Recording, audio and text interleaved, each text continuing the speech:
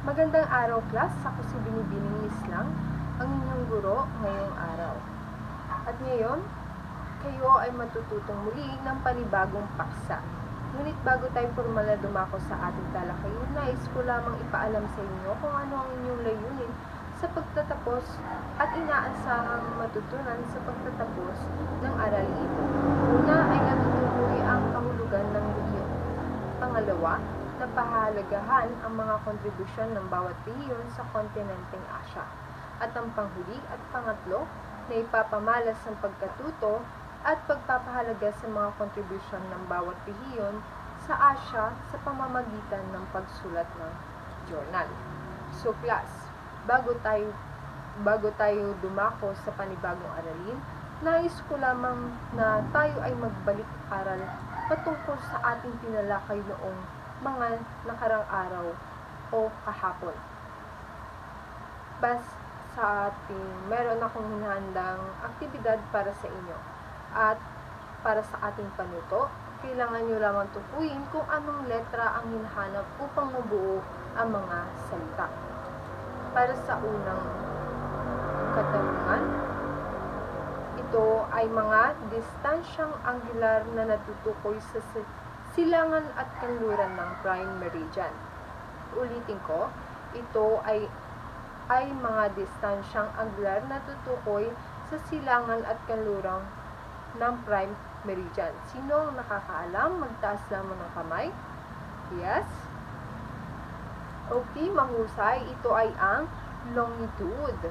Para sa pangalawang katanungan, ito naman ang mga distansyang angular na nagtutukoy mula sa hilaga o timog ng Ecuador o equator. Ito ay ang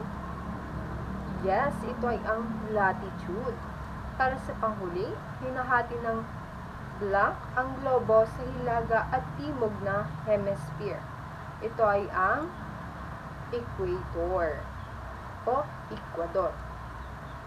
So class, batid ko na kayo ay natuto sa ating tinalakay noong nakaraang araw o kahapon lamang. So class, mayroon pa akong inihandang aktibidad para sa inyo upang tukuyin kung ano ang ating paksang tatalakayin ngayong araw. Ito ay pinabagatan kong hanapin mo kung sino ako. Para sa ating panuto, papangkatin ko kayo sa 4 na grupo, kung saan magbibigay ako ng envelope na naglalaman ng litrato at mga salita. Tutukuyin ng bawat grupo ang litrato nakapaloob sa envelope at mayroon lamang 5 salitang nilalaman ang bawat envelope na siyang ihahani ng grupo sa litratong kanilang tutukuyin. Ang grupong may mataas na bilang na makakuha ng tamang sagot ang siyang panalo. Mayroon lamang kayong 2 minuto. Naintindihan ba ang ating panuto? Magaling! Ito ang papakita ko kung ano ang litrato na nariyan at kailangan nyo lamang ihanay kung ano ang mga salita na nararapat sa litrato. Maaari nyo lang simulan.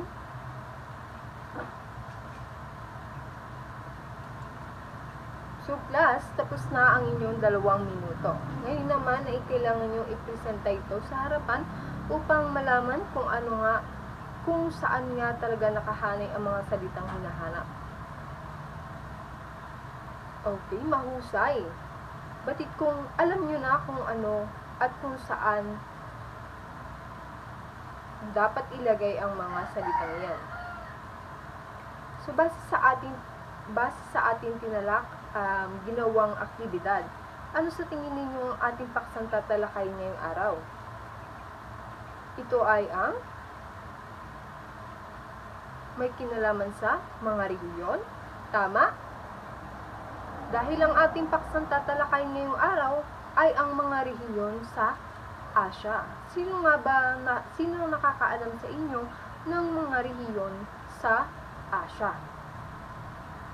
Okay, mahusay. Ito ay ang Timog Asya, Kanluran, Silangan, at Timog Silangang Asya. At isa pa, ang gitnang Asya. So class, tatalakayin natin una ang gitnang Asya. So, sa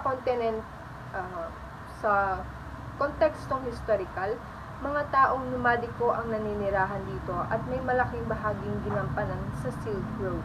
Naging lunduyan ito ng tao, produkto, ideya sa pagitan ng Europe at ng iba pang rehiyon sa Asya. So class, ito lamang ay nangungulugan na ang gitnang Asya, dito natin matatagpuan ang Silk Road, na kung saan ang Silk Road ay nagsisilbing daungan o daluyan ng mga produkto, ideya at maaring kasangkapan sa pagitan ng Europa, ng kontinenteng Europe at ng Asya.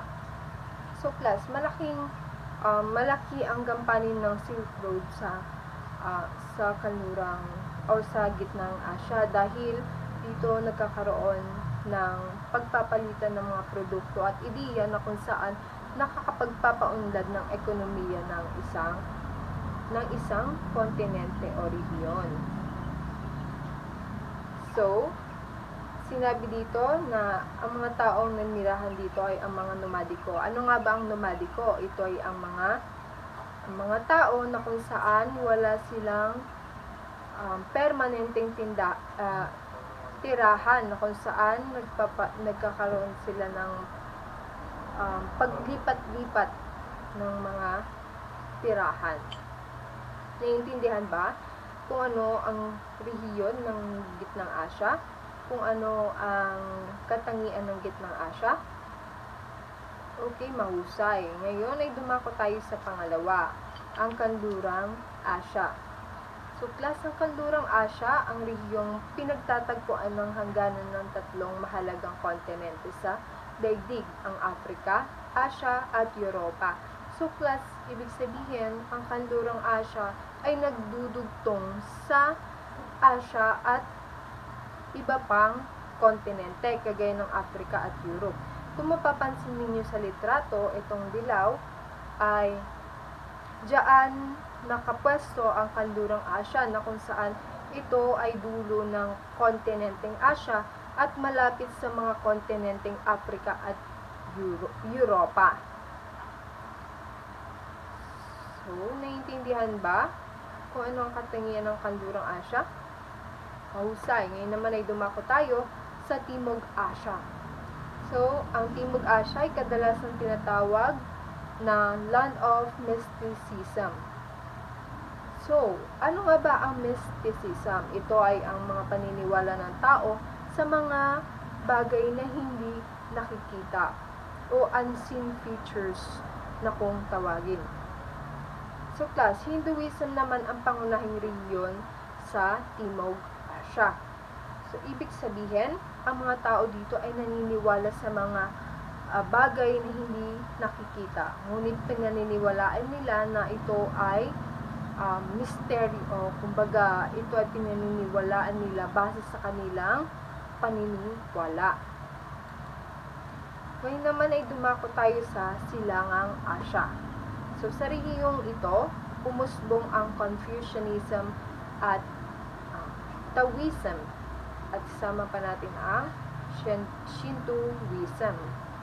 So familiar naman kayo sa Confucianism, Taoism at Shintoism, na kung saan ang Confucianism ay ipinakilala ni Confucius at ang Taoism ay ipinakilala ni Lao. Okay, so dumako naman tayo sa Timog Silangang Asya. So class, ang Timog Silangang Asya, ito ang rehiyon. Ang rehiyong ito ay nahahati pa sa dalawang rehiyon, ang mainland Southeast Asia at ang insular Southeast Asia, na kung saan sa mainland Southeast Asia ay mga lugar na matatagpuan ang landscape, malalaking uri ng lupain, at sa Southeast Asia, insular Southeast Asia naman ay matatagpuan ang mga malawak na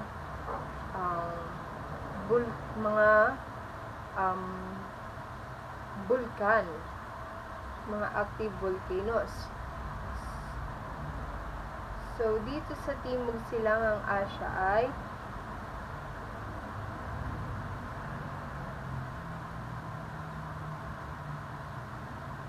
mayroon pang dalawang rehiyon. Ito ay ang mainland at insular. So, alam nyo na ba kung anong pinagkaiba ng mainland at insular?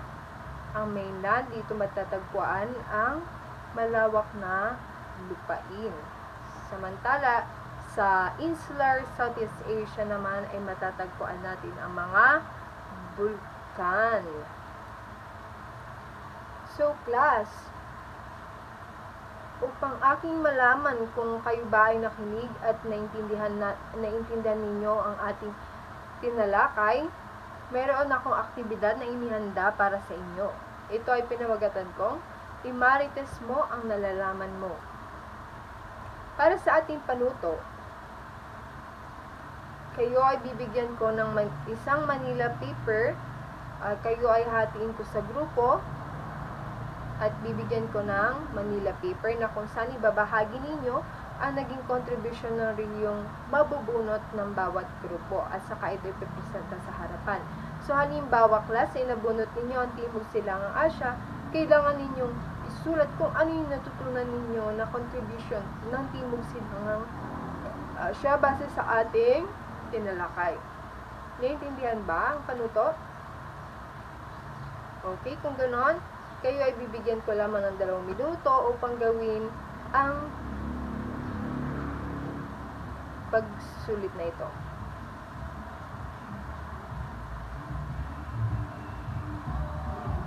So, class, tapos na ang inyong 2 minuto. So, base sa inyong ginawa, nalaman ko na kayo ay natuto sa ating talakayin. Ngunit bago lahat, para sa inyo, bakit napakahalaga na makilala natin ng lubusan ang bawat rehiyon sa ating kontinente o sa kontinenteng Asya? Bakit nga ba?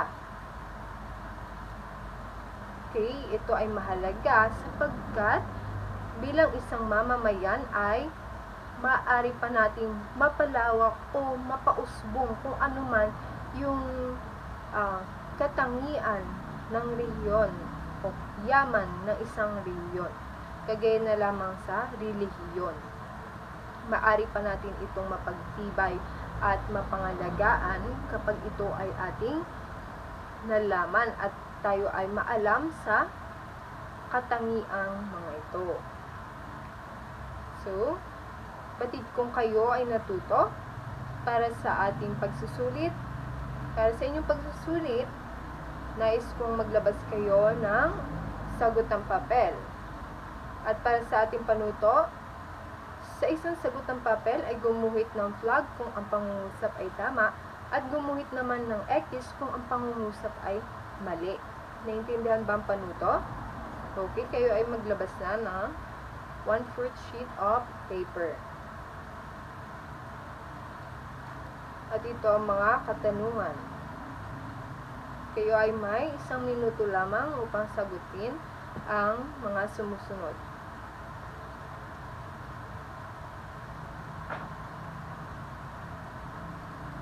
So, class, tapos na ang inyong 1 minuto. Para naman sa inyong asignatura, maglabas kayo ng papel at isulat ang panuto. Para sa inyong panuto, gamit ang 1 buong papel o 1 whole sheet of paper, sumulat ng journal tungkol sa inyong natutunan at ang kahalagahan para sa inyo na makilala ang mga rehiyong nabanggit sa kontinenteng Asya. Naintindihan ba? Magaling! At ang rubric ng inyong gagawin ay isasend ko na lamang sa inyong GC. Kayo ba ay natuto ngayong araw? Mahusay kung ganon.